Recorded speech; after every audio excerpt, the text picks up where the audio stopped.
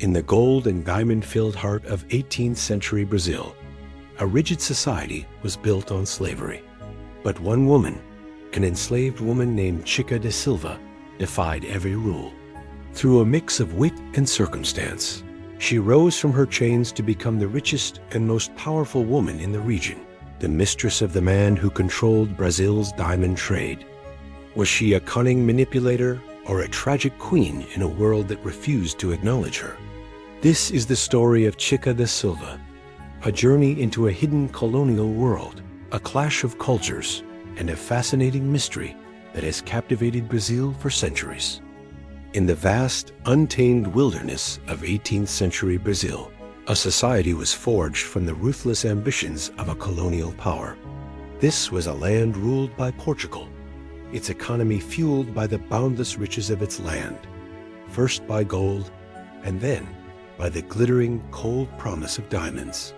This was a place of stark and brutal contradictions. On one hand, there was the dazzling wealth of the Portuguese elite, the opulence of their mansions, and the rigid hierarchy of their social order. On the other, there was the unimaginable cruelty of a system built entirely on the backs of enslaved people, stolen from Africa and forced to labor in the sun-scorched mines. Your fate was sealed at birth, determined solely by the color of your skin and the status of your family. Yet, in the midst of this unforgiving landscape, one woman would rise from the depths of slavery to a position of power and wealth so extraordinary that it would challenge the very foundations of her world. Her name was Francisca da Silva, though she would become famously known as Chica da Silva. Born into slavery, likely in the early 1700s, her early life was one of unceasing toil and subservience, an experience common to hundreds of thousands of people of African descent in colonial Brazil. Her story begins not in the elegant drawing rooms of the elite, but in the chaotic, wild frontier of Minas Gerais, a region that was rapidly becoming the most coveted land in the Portuguese Empire. Here, a small mining town called Arraial do Tijuco, today known as Diamantina, was the undisputed center of the diamond trade. It was a place of immense riches and equally immense violence, a boomtown of adventurers, soldiers, priests, merchants, and a vast, ever-present population of enslaved men and women who were the true engine of its wealth. It was in this explosive mix of greed and human labor that Francisca's destiny would take a dramatic turn.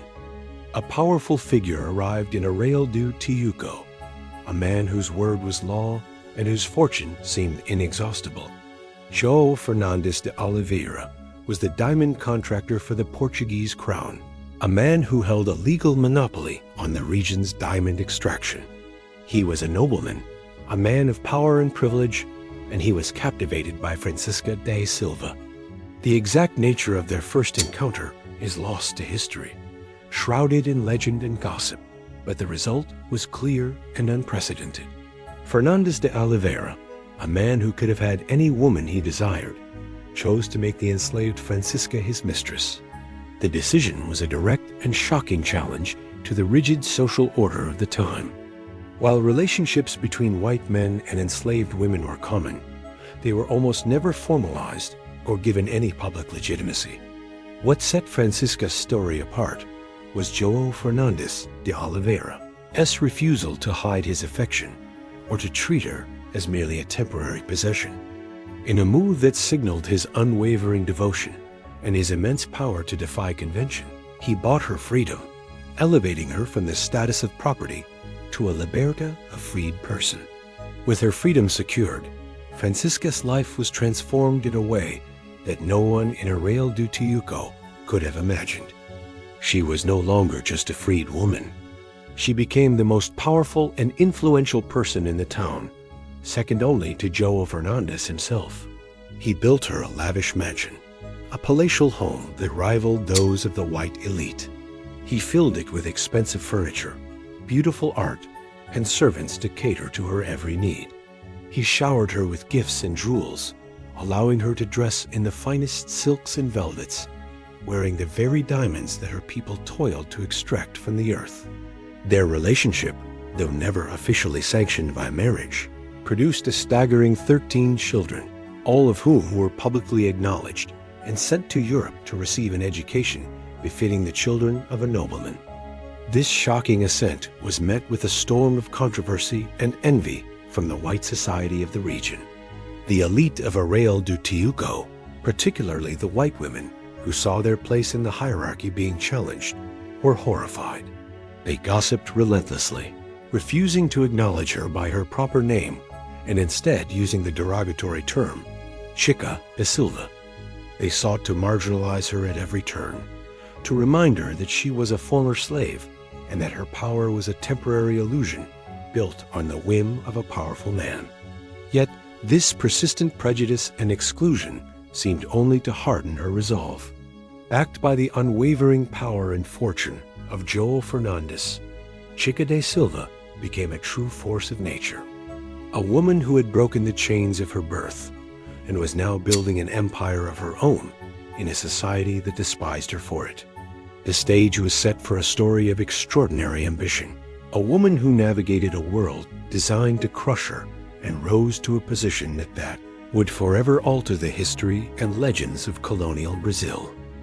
With her freedom secured and the unwavering support of João Fernandes de Oliveira, Chica da Silva embarked on a life that was nothing short of a legend. She became the uncontested Diamond Queen of Arraial do Tijuco, a title she earned not through royal lineage, but through an audacious display of wealth and a stunning subversion of the established social order. While the white elite of the town lived in dignified but relatively modest homes, Chica's residence was a spectacle of opulence.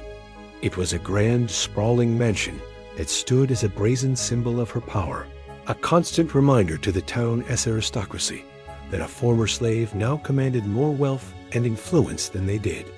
The house was adorned with the finest European furnishings, and the table was set with exquisite silverware and china, a dramatic contrast to the dirt floors of the miners and the grim reality of the nearby slave quarters.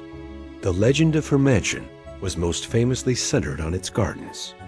To fulfill her every whim, João Fernandes had a massive, private pleasure ground built in the back of the house, a luxurious escape that was the envy of all. It was said to have featured a stunning artificial lake where Chica sailed in a magnificent boat, and a private chapel where she could attend Mass without having to endure the public scorn of the white elite. He even had a small artificial cave constructed, a grotto where she could escape the harsh Brazilian sun. This extreme level of indulgence was not merely a sign of his affection.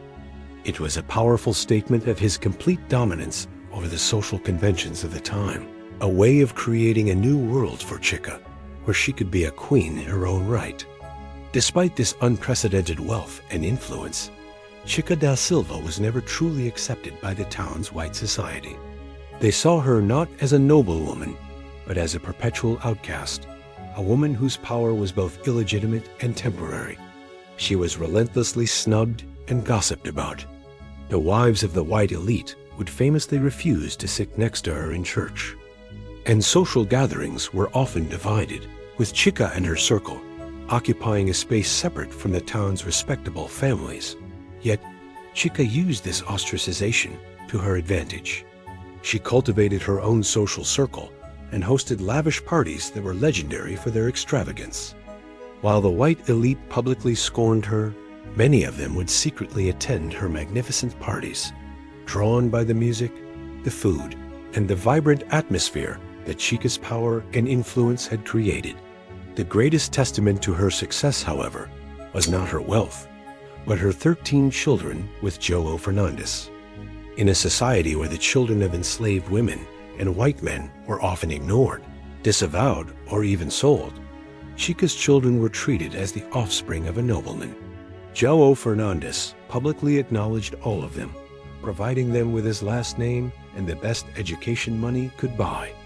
He sent many of them to Portugal to be educated in prestigious academies, ensuring that they would be fully integrated into European society.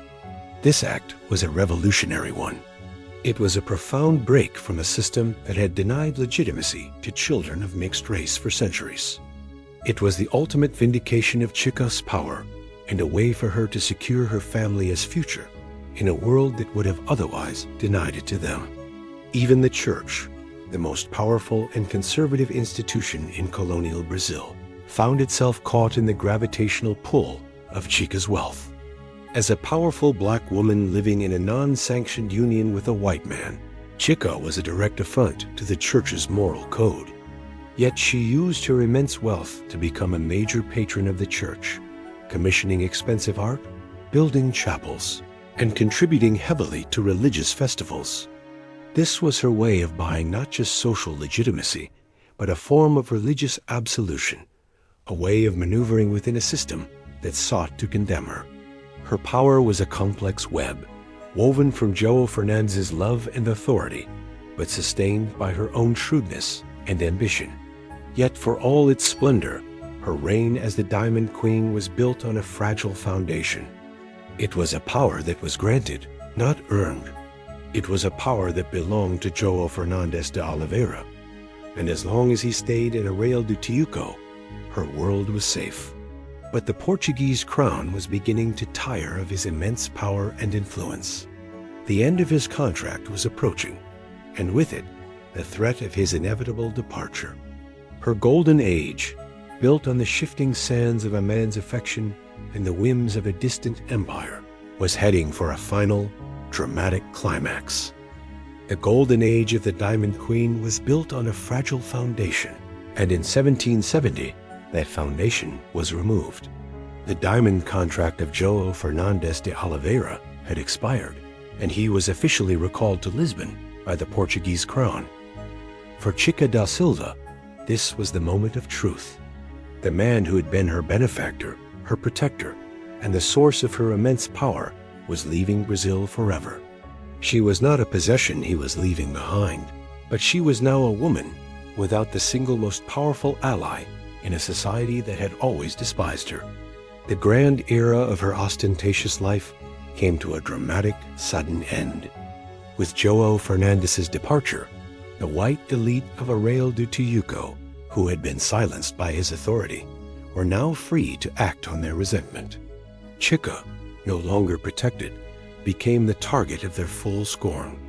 She did not lose her wealth.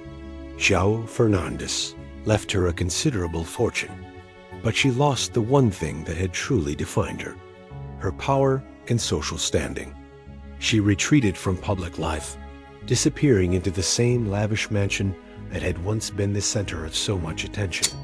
Her legendary parties ceased, her public appearances became rare, and the once vibrant Diamond Queen faded into the shadows of a society that was all too eager to forget her. Her final years were marked by a quiet isolation, a stark contrast to the flamboyant life she had led. Yet, in her solitude, her greatest triumph was still taking place. The children she had with João Fernandes were the real legacy of her life, and they were thriving. They had been sent to Portugal to be educated, and there they had been fully integrated into the upper echelons of society. Many of them were educated in prestigious institutions, and several of her daughters even went on to marry into prominent Portuguese families. They were living the lives that their mother could only have dreamed of, a testament to her and João Fernandes' defiance of the social order. They were not defined by their mother's race or the circumstances of her birth, but by the love and protection of a father and the fierce ambition of a mother who had fought to secure their future. Even in death, Chica da Silva continued her struggle for social legitimacy. The historical records are vague about her final years and the exact date of her death, a fitting mystery for a woman whose life was so heavily shrouded in legend. What is known, however, is that she left a will that requested she be buried in the church of a major religious order, a request that was usually reserved for the elite white society of the town. She left a significant amount of money to the church and to other religious organizations, a final, poignant attempt to purchase the social and religious legitimacy that had been denied to her throughout her life. It was her final act of defiance, her last attempt to use her wealth to conquer a system that had always sought to marginalize her. The legacy of Chica da Silva is a complex and often contradictory one. In Brazil, she has been a source of endless fascination, becoming a symbol of various, often conflicting ideas. To some, she is an icon of Black female empowerment, a woman who rose from the depths of slavery to a position of power and wealth, a source of pride and inspiration. To others, she is a tragic figure, a woman who, despite her riches, was ultimately a product of a system of oppression and whose power was entirely dependent on the goodwill of a powerful white man. And to still others, she is simply a cunning opportunist, a woman who used her beauty and intelligence to navigate a brutal world. The true story of Chica da Silva remains lost in the myths and legends that have accumulated around her name for centuries. But her life, her power, and her final, quiet decline serve as a powerful and haunting reminder of the complex realities of race, class, and freedom in colonial Brazil. She was a woman who was neither a saint nor a villain, but a survivor who dared to dream beyond her chains. And in doing so, left a legacy that continues to challenge and captivate Brazil to this day.